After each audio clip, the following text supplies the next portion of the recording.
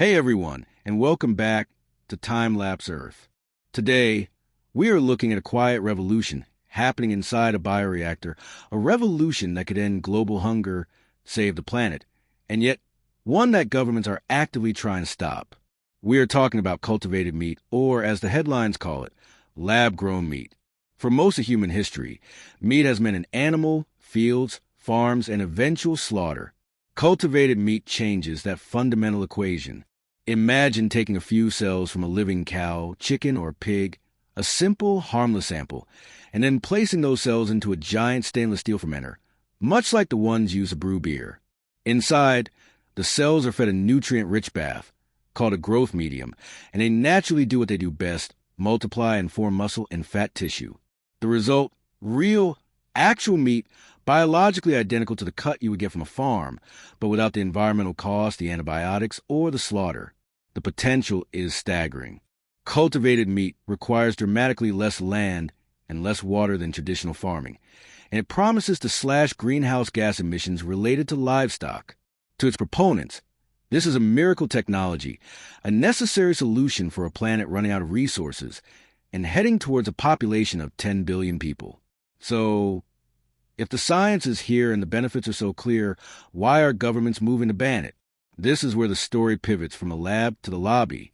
The backlash is essentially a clash between innovation and established power. The entire global agricultural industry, particularly livestock producers, is a massive, multi-trillion-dollar economic and political force. They view cultivated meat not as a solution, but as an existential threat to their market share and their way of life. The political pushback often focuses on two areas. First, safety and unnaturalness. Opponents claim the product is fundamentally Franken-food or unnatural, despite regulatory bodies like the FDA and USDA in the United States granting approval after rigorous testing. The second and more potent argument is economic protectionism. In places that have passed bans, like certain U.S. states and Italy, the legislation is designed to protect local, conventional meat producers from disruption and competition. It is a modern economic tariff, not against an imported good, but against a cutting-edge domestic technology. The ultimate challenge for the cultivated meat industry is a concept called scaling. They have to figure out how to produce billions of pounds of this meat affordably.